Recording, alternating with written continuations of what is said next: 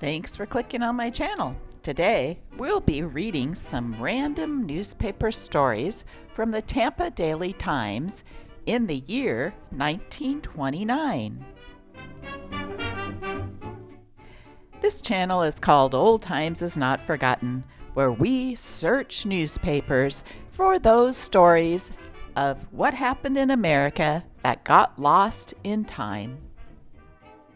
We'll start with this story from November 1st, 1929, the day after Halloween, to see what Halloween used to be like. The morning after. Such a Halloween as the old town hasn't witnessed for years rollicked down the streets last night, all night, leaving a colorful stream of confetti, tin horns, dominoes, and a jubilant noise that still re-echoed this morning when sleepy-eyed burghers met to talk it over. Hardly had the sun gone down when a bigger and better Halloween spirit sneaked out of limbo, took possession of the town, and disposed itself to be gay. And gay it was. Gay it was. Almost every house had a party. Every club, every street corner. From 8 o'clock to midnight, the downtown streets were jammed up to the curbs with cars of revelers, in costume and out, masked and unmasked, whooping it up with a will. What with witches and witches' cats, ghosts in bleached sheets, fortune-tellers, apple-bobbing, pranks, persiflage, and kissing games, last night's Halloween had all the trappings of the fetes of yesteryear. But there's a limit, said the cops. Everybody was tremendously, surprisingly, spontaneously glad about Halloween, and the cantankerous few that got mad got picked up by vigilant police force working double shift. Some 30-odd names graced the police docket this morning. Among them, half a dozen John Does. Charges ranged from breach of the peace to driving without a taillight. He pays for others who ran away. There was Dominic Matala, young and from Yuba City. Dominic was with a crowd who decided to take a bench from a front porch and throw it in the street. They did so, and a burly cop dashed on the scene and caught the unfortunate Dominic. The others escaped. The youth, 16, was turned over to the juvenile authorities by Municipal Court Judge Tom Watkins. This one sounds more serious. Used policeman's gun to celebrate. And Arthur Dickens, 225-pound Negro.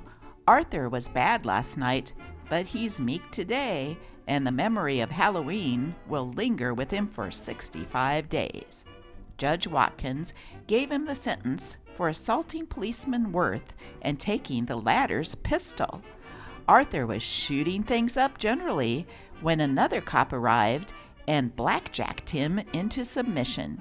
He was charged with resisting arrest, assaulting a police officer, drunkenness, and using profanity. In the 1920s, flagpole sitting was quite a fad. You stayed up there and see who could stay up there the longest. Here's a story about that same hectic Halloween night and the perspective of a flagpole sitter. What a flagpole sitter does Halloween. Sits. Halloween was a big night for Blandy. Ghosts and goblins are no respecters of flagpoles, and every queer spirit abroad seemed to think its earthly sojourn would not be complete unless a visit was paid to the lonely figure isolated from the fun on his high perch on Tampa Street. They shouted encouragement to him, threw confetti upward, blew automobile horns until the din was deafening, and then went home to call him on the telephone. They wore out the telephone inviting him to parties. This morning, his phone is out of order. Here's another article about that same flagpole sitter in Tampa, Florida. even flagpole sitting not sacred to man. Richard Blandy not only has girlfriends who admire him and are anxiously waiting for a date when he comes down, but there is one who is ready to compete with him in this flagpole sitting business.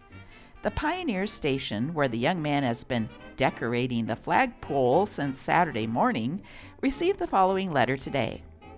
Just a few lines to let you know that I can break the record of Mr. Blandy. I can sit up there a week and 2 days. I promise you that if they let me, I will do it, so they can say a girl of Tampa won the record. Miss Helen Jackson, 2127 Spruce Street.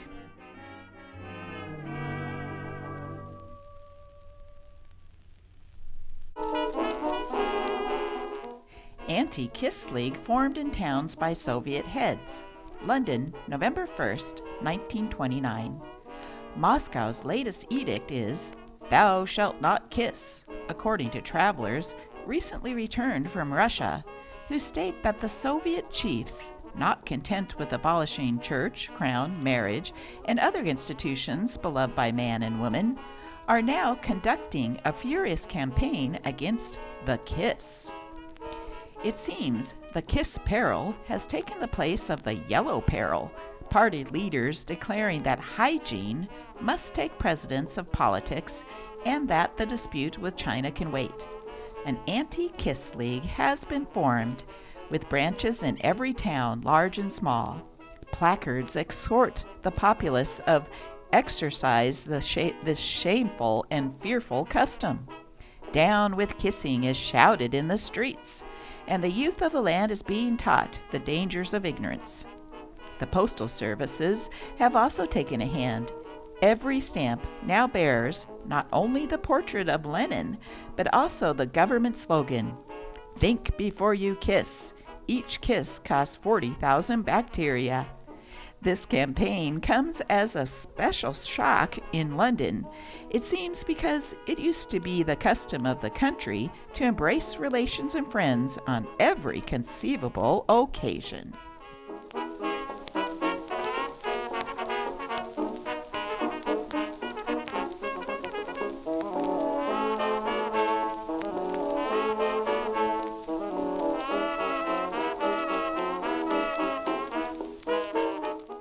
West Palm Beach police motorcycle stolen. A man in West Palm Beach sprang upon a motorcycle and went off in a cloud of dust. It was a police motorcycle, but the man wasn't a policeman. Hence, the police of the entire state, including Tampa, are on the trail this morning. As they look for a stolen police motorcycle, Harley Davidson, motor number 12582, tag HD22, muffler sealed, stolen from West Palm Beach Police Form on 10/12/29.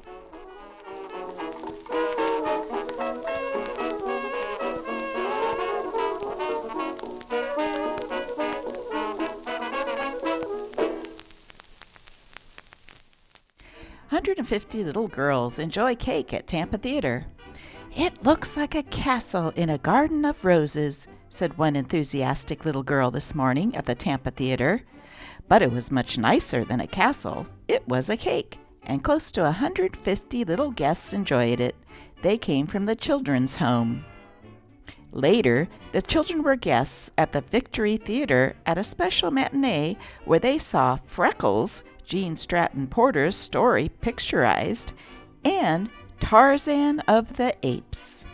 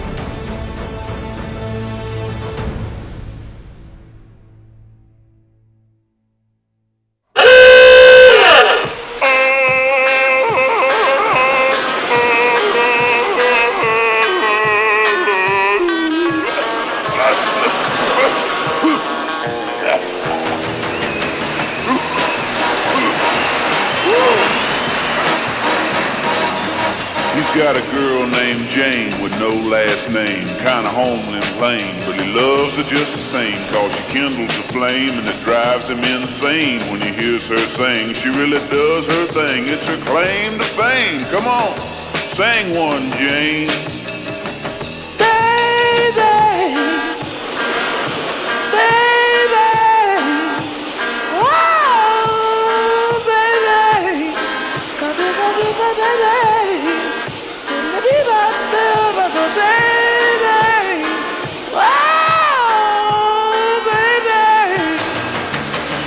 How about that? Let's hear it for Jane. Yeah.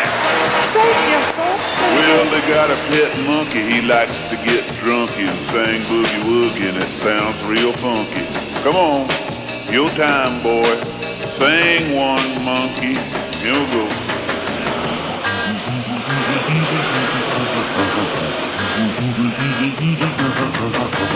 Let's hear it for the monkey. Woo! On Saturday night, they need some excitement. Jane gets right and the monkey gets tight, and their voices unite in the pale moonlight, and it sounds all right. Yeah, it's dynamite. It's out of sight. Let's hear it right now.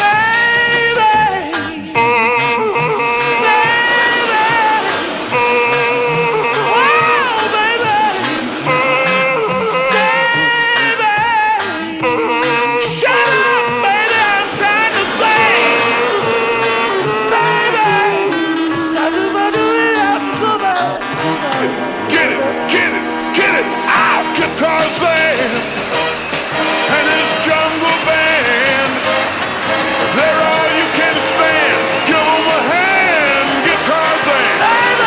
Yeah, get Tarzan and his jungle band. Actress Enid Markey's most famous role was 1948, The Naked City. My, what a nice-looking young man. You're the lieutenant who telephoned me, aren't you? Did you get my jewels back? Is this one of them? Oh, yes, it is. Oh, wonderful. Oh, you wonderful men. Where's the rest?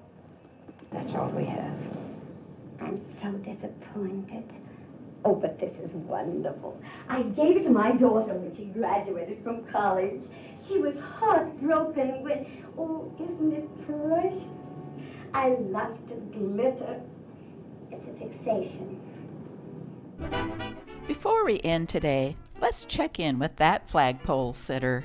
Flagpole sitter won't descend. It's one thing to put a man on top of a flagpole, and quite another to get him to come down. In other words, young Richard Blandy won't descend from the top of the Pioneer Service Station spearhead at 8 o'clock tonight. He has decided to prolong his famous sit 25 days longer. Like the little boy who wanted to be a rock, just sitting still. The youth has found resting so endurable he wants to continue it. Furthermore, sitting so long has given him time to think. Ambition has fired his soul. Wakened this morning early by playful breeze, young Blandy knew suddenly what he wanted most. He wanted the world's record. "Say," said the man who mounts the ladder 3 times a day to carry meals to the sitter, "you never saw such an appetite." He cited that Blandy always eats 3 eggs for his breakfast in addition to cereal, toast, bacon, and coffee. His daily luncheon is something to write about. Last night before supper, he ate a pint of oysters, a pint of clams, and when supper time came, did justice to a large porterhouse steak, a platter of tomatoes, other vegetables, and several slices of bread. Between times, quantities of ice cream went upward. "Talk about soup to nuts," sighed the food man. Well, you ought to watch Blandy. Perhaps the most disappointed of those who had planned to watch him come down tonight are 3 little black boys who found grandstand seats before noon on top of shoe-shining stands. "Man," said one of them, "he'll be rich when he comes down." "I guess he'll like to sit there all the time," said another. "Maybe he won't come down." "He won't."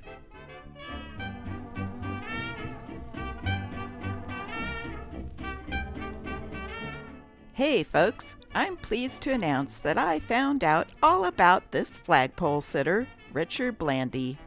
That article you just heard was his very first experience on a flagpole, and he became a professional flagpole sitter.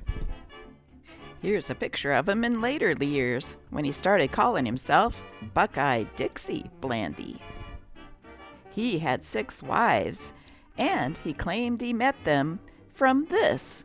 You could call Blandy on the telephone and talk to him. He later went on in 1933 to be the champion pole sitter with 77 days and nights at the Chicago World's Fair. In 1965, he spent 125 days in a chair above the ground. And while he was up there, he drank 92 bottles of whiskey and smoked 3 packs a day. In the mid-60s on the Johnny Carson show, Johnny did an interview while he sat upon a flagpole. So, from that 1929 experience on a flagpole, he spent his whole life sitting up high above everyone else. Tragically, in 1974, at the age of 72, he was on a flagpole and it collapsed, causing his death.